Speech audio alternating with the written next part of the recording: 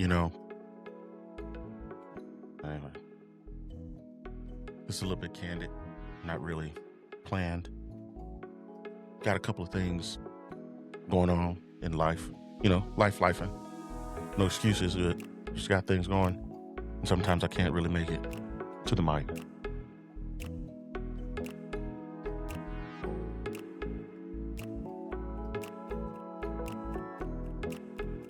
Woo! You can see, man, I haven't even shaven or anything, Gotta get this stuff, put together, right? Anyway, welcome back, fam. This is just a quick little something I just had cross my mind, right? I want to talk about. Now I know most people, whether you believe it or not, this is this is somewhat therapy for me, and hopefully anybody else who needs it, receives whatever comes across this channel, whatever comes across that is more helpful versus harmful. You know what I mean? I uh, I want people to know that this is not. I had a conversation yesterday. This is not. I don't even know if I should say it because I don't want anybody to take it the wrong way and run with it for future reference. Right? This is not a Christian channel. The Threshold Agenda is not a Christian. I know. I know I come off as doing a lot of biblical principles, but I said that's what I want to do. That's my foundation. That's my foundation. And I want people to know that that's my foundation. That ain't got nothing to do with you. However, I believe this foundation is better than a lot that I've seen in the world. Like uh, people really have no. It's amazing how many people really don't think or have any idea of how important a foundation is. Do you know your foundation is what comes before in any construction? The foundation is what comes before. Whether the foundation is something that you were a part of putting together and setting or not, everybody can enjoy the foundation or suffer from a poor foundation. Depends on the grade of the foundation. If anybody know anything about concrete or a foundation, when you lay foundation, you have to lay, there's a certain order. You have to do it properly. You can't do it haphazardly, or we're going to know. You can't do it on a whim. It has to be planned with purpose and intention. You have to do it on purpose. It is not something you just do on the side. Well, I guess I get you. Okay. If you think about when people lay a foundation, the foundation must be based on something that you actually believe is not going to move. Now, we know about, if anybody else know about foundations, sometimes they crack.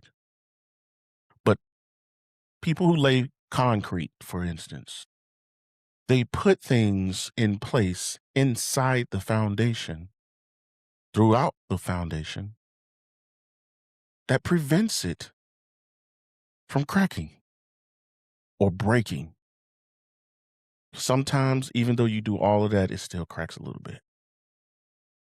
But it's still strong enough to hold the weight and keep the integrity so that no matter what's on top of it, doesn't fall. That's what I'm doing. I want, regardless of what walk of life you have, I want everybody to know who I am, where I come from, my ideas, my thought process, morals and values. I say that to everybody who considers themselves as a believer of something. You need to first lay the foundation. When you pour the foundation, there's a plan. There's a perimeter. It's not just pouring concrete out somewhere. You're not just putting stuff out. You must have a set plan. It's going to be this big. I need to know what my foundation looks like before it starts to get poured, right? You pour it. You make sure there's no air pockets. You re you make sure now one of the biggest things are the mixture. Depending on what you're going to use it for, you need to mix it properly. And when you mix it, you can't mix it on a whim. You have to mix it now. Because once you start mixing it, it starts to set. And if you see those concrete trucks when the big bucket on there is just spinning, it's trying to keep it from setting it's trying to keep it from setting because once it's set, it's permanent, right? This is how you should move in life. You can't go through life saying, I believe in God, I believe in God, I believe in God. Yeah, like I said before, if the devils believe in God too. But what are you doing? What is your foundation set on? Some of you, your foundation was never poured because nobody ever really introduced you to anything that you should or could believe in. And I'm talking about through parents. Some people don't feel like they can believe in their parents because their parents just live life on a whim. They just do whatever. They never really set any structure. And this is the problem with children today. We're too busy worried about their feelings and not about the structure. Set set the doggone foundation.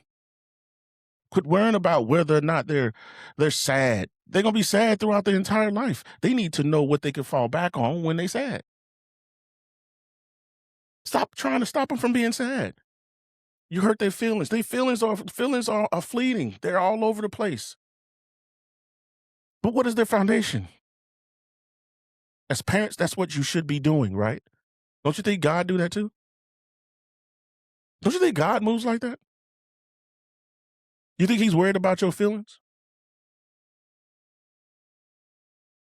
But your foundation. That's first and foremost. Make sure the foundation is set properly. Your foundation needs to be balanced. Can't lean this way or that way. Throughout the Bible describes God and his ways upright or balance, not leaning to the left or the right. When you look at a scale, not leaning to the left or the right. It's balance. You set a foundation, you want a good scale that doesn't lean to the left or the right. Not going around trying to be inclusive of everything.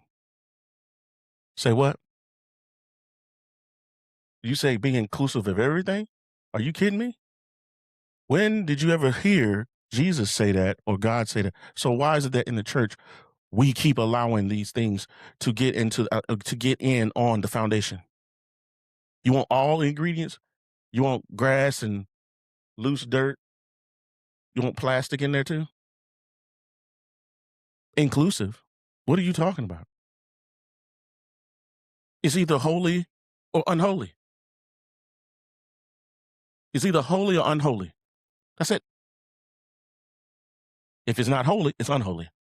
I don't care how many degrees. If it's not holy, it's unholy. Don't mix those things in. It seems black and white. Everybody start people. As a matter of fact, people might get in their feelings about responding to what I'm talking about. It doesn't matter. Most likely, if you're like that, your foundation probably isn't really that strong. We haven't even got to the building of the structure. What is your foundation set on? Some of you might be like, I don't believe in none. Okay. You know what? Let's put it like, okay. You ever heard people talk about, let's get on a mindset, right?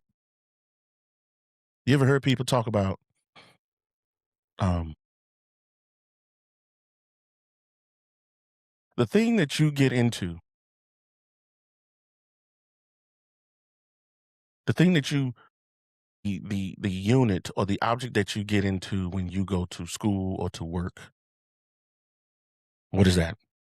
It's a car, bike, or something. I'm talking mostly to adults, right? So most likely, especially in the Western world, I know in a lot of Eastern countries, they use bicycles or motorcycles or mopeds or scooters or whatever, small things because there's a lot of people in a small area. Got to be able to move around. Understandable. But when we start talking about things, you say, this is my car. It's your car. And your car, you get into, right? It's a possession or belonging. You say my car. That's for people who are leasing, financing, or they bought it outright. They still say my car. The thing that you live in, you say it's my house.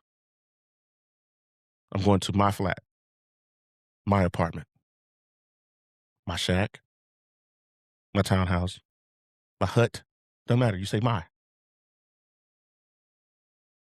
This this stuff right here, this thing, right? You say my. This is my eye, my face, my body, my head, my hands, my body. You say my body.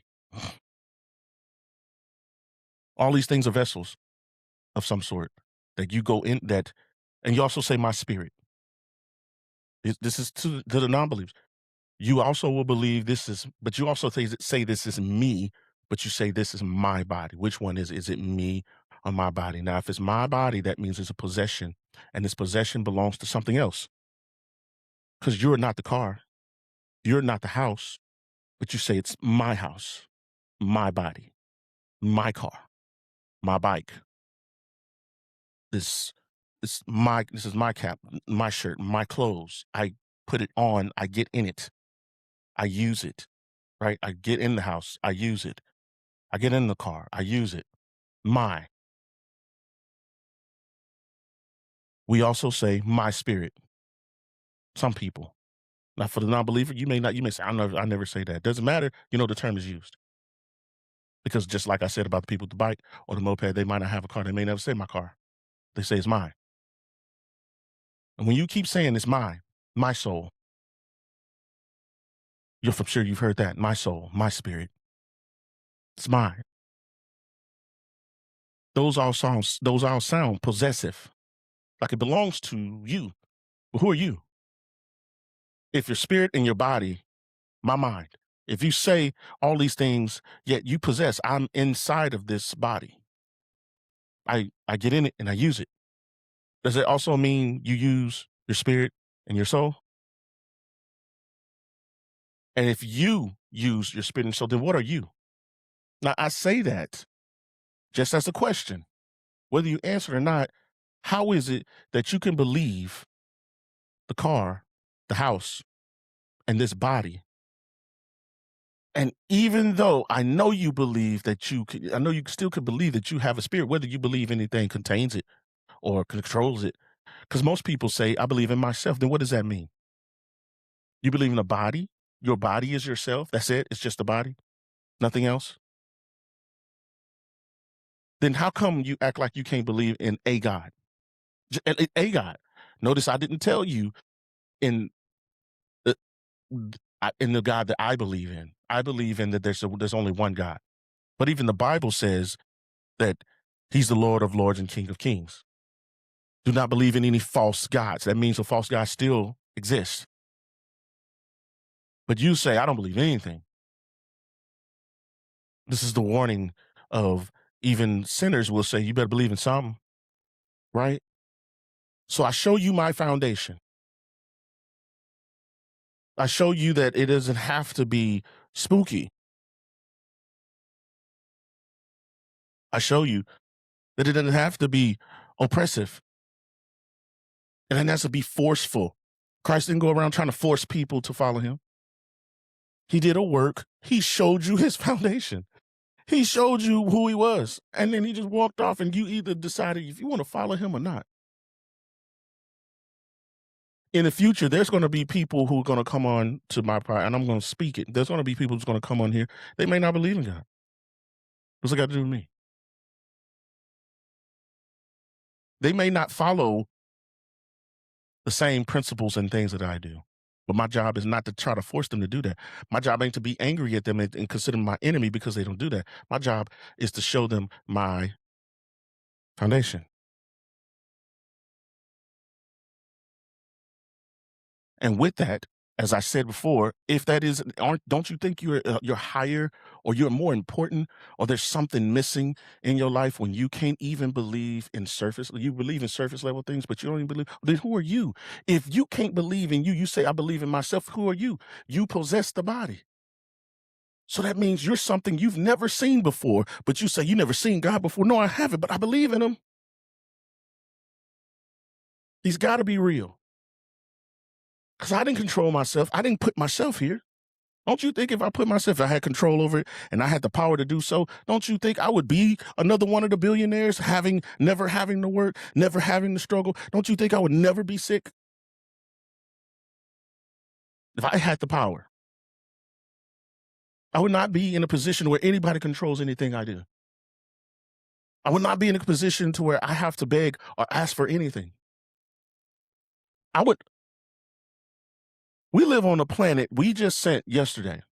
We just sent a rocket with people to go around the moon.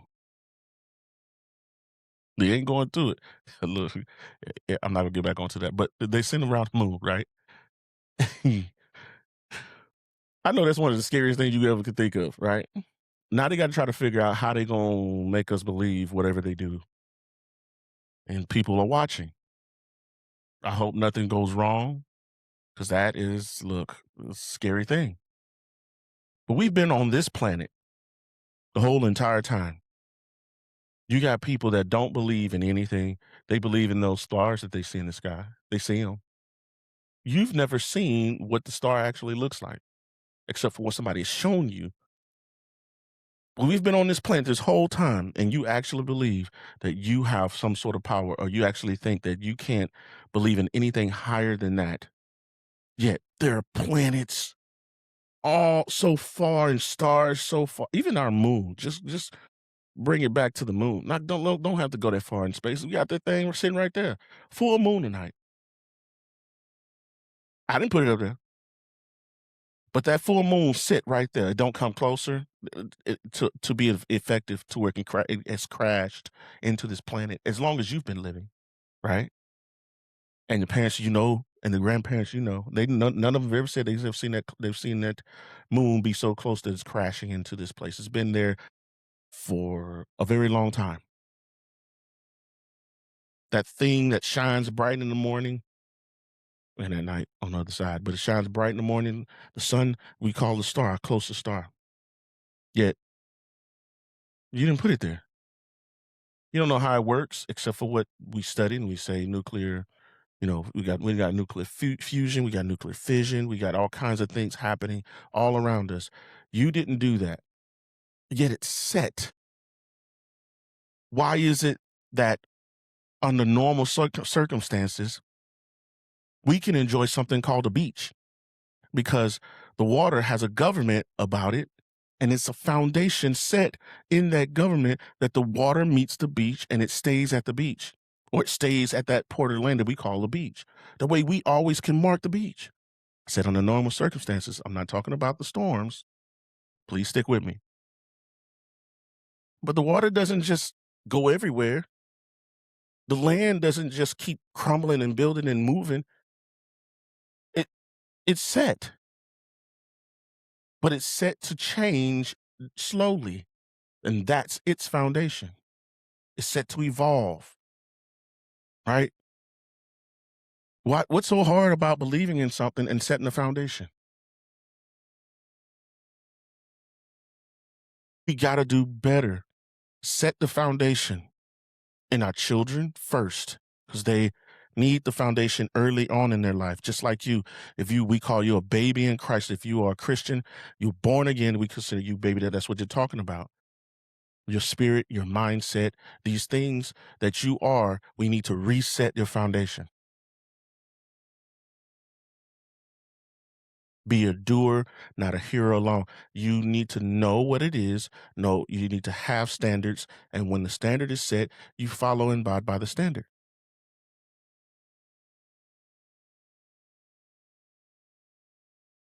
It saddens me to see people who don't believe in anything. Where can you go? Where are you going? And most of those people who actually say that, especially the ones who say it out loud, they don't look very healthy. They look like they're struggling. Beware of what you say. You said it out loud. You deny them. Whether you believe in him or not, I'm give you the warning. Don't deny him. If you deny him, you deny his presence, you deny his power. What makes you think that that health that was created by him and that's controlled by him, you have your share of it. Be exposed to things that may actually increase you. There's no set every religion and thought process, everything that has every organization should have standards and ways of thinking that the group agrees on. You notice in Christianity that's breaking apart. The foundation is breaking. Most of us go to a church with whatever pastor we follow, and the foundation is muddy as crap, slushy. Everybody coming in and out, doing everything that they want to do instead of abiding by and following the rules of the organization of the Lord that they call their Lord.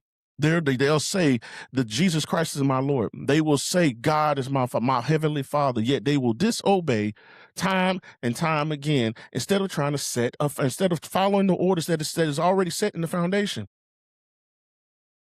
The Bible is the doggone instruction manual of how you're supposed to follow, of what you're supposed to follow when you set in your foundation in your personal life or in your spiritual life, in the church life. When you go to church, you follow these certain rules, right? When you go home, those rules are supposed to be similar, not changing. And some people say, well, they are, because I wear this when I go. Oh, you ain't supposed to wear that. You're not supposed to say that. You're not supposed to do that. You're not supposed to eat that. You're not supposed to drink that.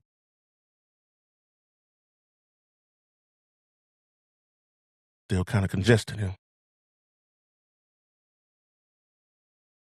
When I say that, I I look outside and when we have people, especially young people, who would just go and unalive somebody because their feelings were hurt. Nobody set the foundation in that person's life to know that the feelings are fleeting. You probably had a lot of people just trying to coach that person's spirit and that person's feeling and not set them up to know how to deal with the feelings what that they feel when they come. I don't want to hurt their feelings. Their feelings are going to be hurt. But how are you going to teach them what to do? Set a foundation that when they feelings hurt, they're not going to be wavered that easily. Could somebody scuff your shoes? Could somebody talk to your girl? Your girl. She belongs to you. You're not married, but she belongs to you. And some people say if she married, she still wouldn't belong to her. Are you sure about that? But these are how people want to think now. They're so scared to belong to somebody. Belong. Don't you want to belong? You aren't you tired of being scared? Aren't you tired of looking both ways over your shoulder, spiritually, mentally, emotionally, physically, always worrying about who got your back? Don't you want to belong? If you look in nature, the animals when they get around when they get around the herd they belong to, because many herds be mixed in, or packs, or crowds, or flocks, or schools, when you feel like you belong, you relax, you good. I see people that come around and call people friends, and they still look. Well, why do you still look? Uh, you all right? Why are you still fidgeting? Why are you still unsettled? You ever been around somebody and their spirit is unsettling? I'm good.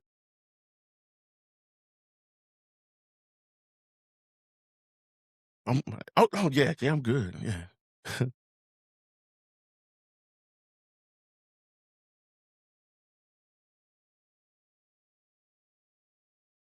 You sure you're all right?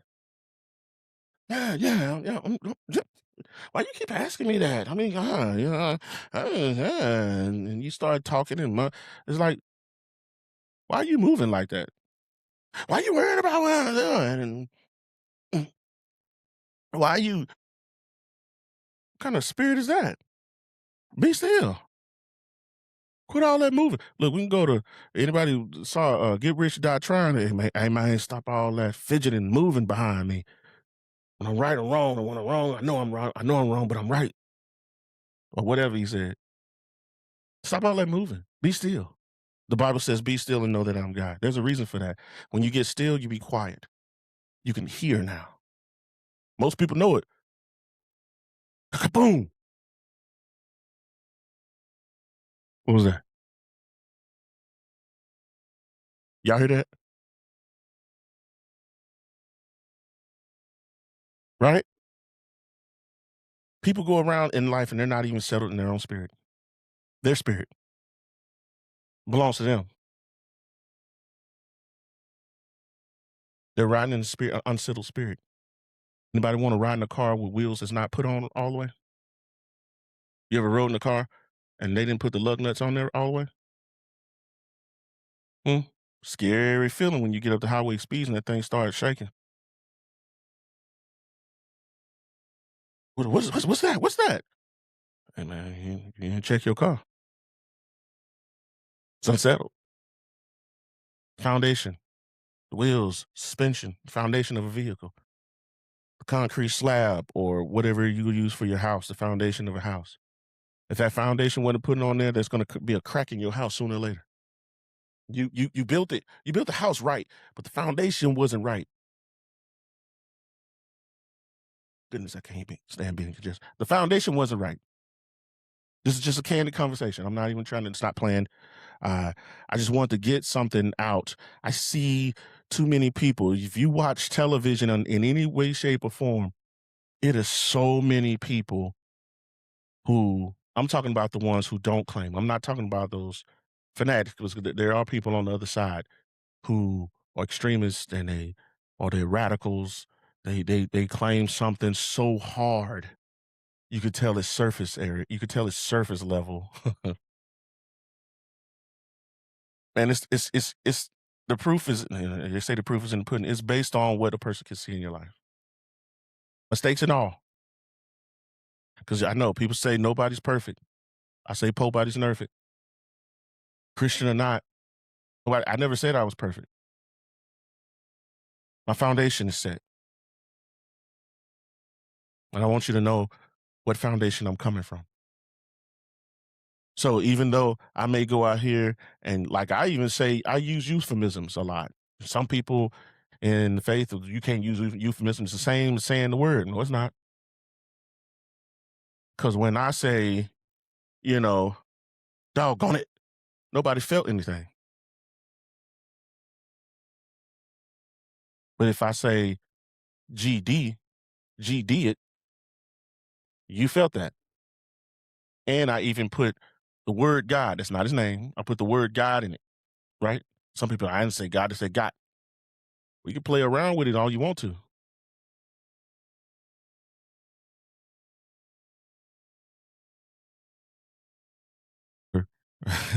Just to let you know how I am.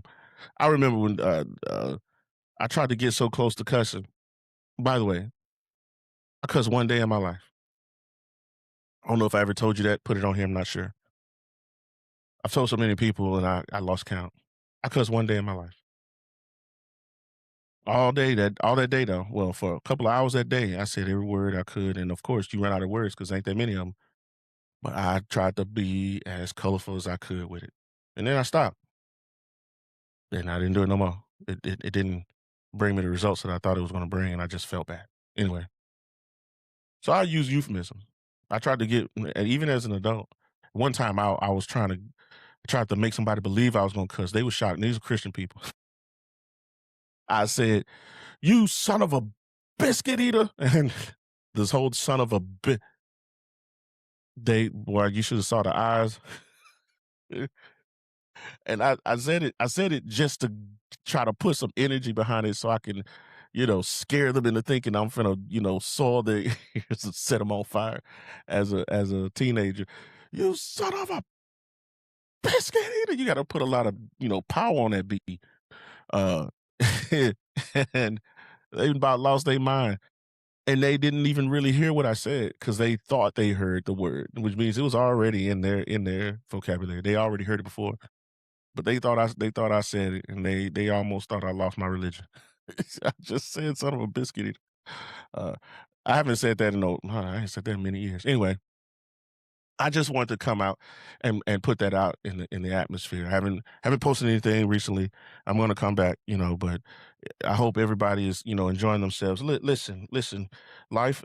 I'm going to say this. Life is so short. It's so short, and it's not about time. It's about timing. When I say life is short, it's not the time. You don't know how long you have here until you're at the end. You don't know how long you have until you're at the end. And when you're at the end, you're by yourself. There's no help. There's no at the end. It comes so fast. I know a man who was just sitting there yesterday, and we've heard it before, time and time again. You have you got to take care of yourself, and that's part of the foundation I'm talking about. Your body needs to have a foundation. Look at me. I'm speaking to myself. I'm not excluded from these words. But when the realization hit, I'd rather it hit you at a time where you have a lot of time to recover versus being in my situation or even worse. Please do better when you're eating. Watch what you eat, how you eat, the timing you eat, how much you eat. And I'm not just talking about physical food. I'm talking about content also. Watch what you eat, how much you eat, the timing you eat. You got to watch what you consume. Energy, content, words. Protect your gates. Your gates are all your senses. Your sense of touch, protect it from what you see, what you hear, what you smell, what you taste, all of it. They're all gates and they affect you. Only we need to really put forth the effort in controlling with intention and purpose what we eat. We all do. We know better, but we get lazy and we get distracted. All this stuff in the world. I just told you about the lunch. Some of y'all watching the lunch or whatever, y'all eating stuff. I just those people gone, but I ain't gonna speak nothing, but you here still.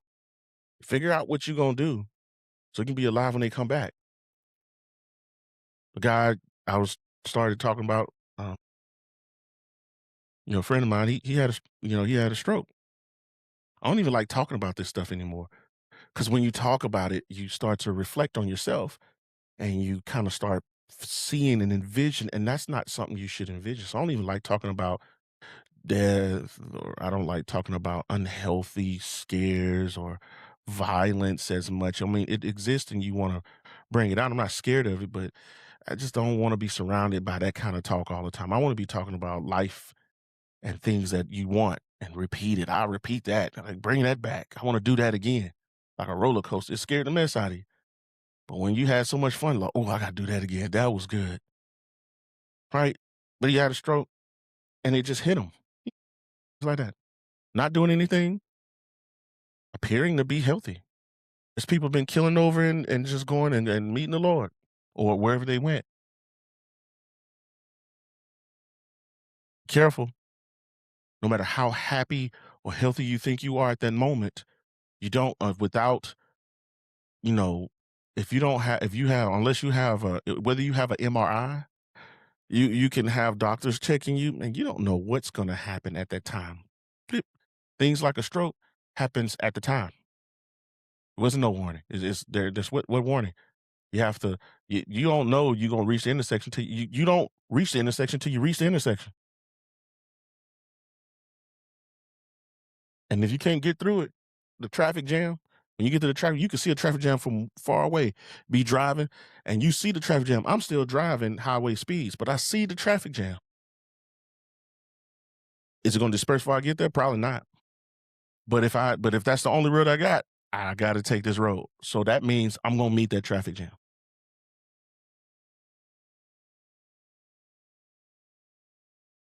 Here now, I gotta suffer time. Man, what's going on? Now while I was driving highway speeds, I wasn't like, man, can I get only until you get to the traffic jam. I don't see what hey, can you let me over? Can I let me out? I guess I'll go to the store or something. Cause this traffic ain't moving.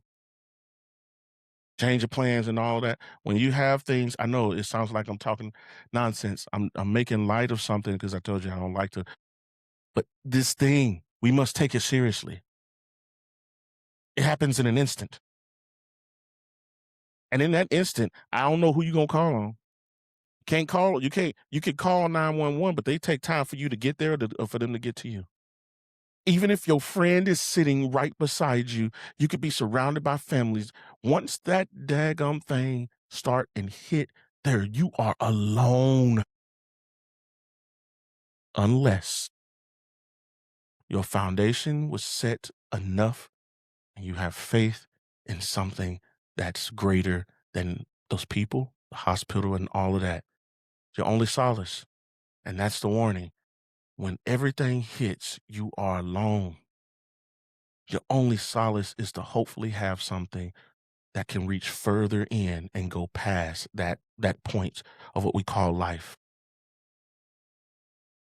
Believe in something that's greater than that. You've never seen it. You never seen your spirit. You never seen your own soul, but you still could say my soul. My feelings. Those are just feelings. You can't see them. You can't identify them. You can point them out to me. You can believe in that, but you don't want to believe that God, and then you say, I can believe, okay, I believe in, but then you should also, if you believe in him, you should also believe in his power and his reals. Because when you was introduced to God, he wasn't just introduced as some empty thing. There's a power. Then that means you believe in his power and his might. And if you believe in his might, that brings fear. And that's the beginning of wisdom. Fear that without him, you go nowhere. There's a fear in believing in him. That doing things in opposition of him, knowing that you're stepping away from him, knowing that if he is this, then you step away from him, that you meet the thing that you don't want. So you might want to stay over here. Right? That's how it moves, just like your parents. As a child, if you had parents that were if you had parents that were actively being parents, I know not all of us had it, but you know that when you run if you saw danger or something, you stayed close to your parents, you felt safer, especially daddy. If you had if you had a daddy, you know what I'm saying? Look, you don't run up on that daddy. Shoot, you wanted to be protected by daddy. That's not to say mama can't do anything, but in old school, I'm not of this the younger generations. The old school, you ran. If you want something, you usually because usually daddy, first of all, is not small, he big, and people don't just run up on daddy. They might try mama because mama ain't that big in stature, except for big mama. Shoot, you don't run up on big mama either. But believe in something that's greater than this because in that instant of which you can lose your life, you have no one and nothing. That is the most lonely feeling. I felt it. That is the most lonely. I'm not of course I didn't die. I thank God. That's why I feel like I need to say it. Tell somebody, look, you are alone. I don't care what's going on in your life. Music blasted and you in the middle of something. It when that thing hits, and no, I didn't have a stroke.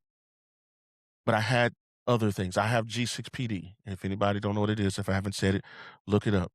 When you start hemolyzing, things start happening to you, and you feel like you're dying. In a way, you is. It's like blood asphyxiation. When you are dying, or you feel like you're dying, you are alone. and you panic and you like, I don't want to move. I was just in the middle. I don't want to leave like this. Nobody's always not like this. I'm going to tell you, no matter how you leave or when you leave, you want something there that's greater than the hospital or your friend or your mother or your lover. So all this life and you're doing, playing around, whatever you're doing at the moment, if it is not in line with God, he's probably not with you. He's everywhere, but God doesn't stay in the same place of sin because sin and God cannot abide in the same space. He's holy. So if it's holy, there is no sin. But when you invite sin out, it's like you want it to replace God. So we need to get away from the sin. The churches are starting to be infected. You're starting to see the manifestation of the infection in the church now, to where the sin came in and now it's starting to manifest and show itself to where you can't even recognize it. They got so much stuff going throughout the church, through the mic, in the pulpit. Are y'all crazy? The Bible hasn't changed. Why is the church changing? They're not setting the foundation. Their foundation is quicksand. They decided to build their stuff on the sand and not on a rock. Biblical. So it's so plain and simple, right? So this is my thoughts to you. I want to encourage you, believe in something. I'm talking to the people who may consider themselves non-believers. Believe in something better or greater than you. You might say, I believe in the devil. Hey, that's you. Whatever you believe in, you get the results of that thing. Oh, we have great time. We have why do people who believe in devil do be acting and talking like that? We have a great time. Nation. Y'all, when somebody tell you that, y'all believe them, right? That's you. I don't want none of that. Whatever that is, I don't want none of that. That's you. You have your own cognizance. I can't force you to choose this over it. God never forced himself upon anybody. But if you want the results, if you want that, he tell you, taste and see that the Lord is good. Taste. All you got to do is taste. That's all I say. Just taste and see that the Lord is good. Right? All right. Y'all have a good day. Be blessed.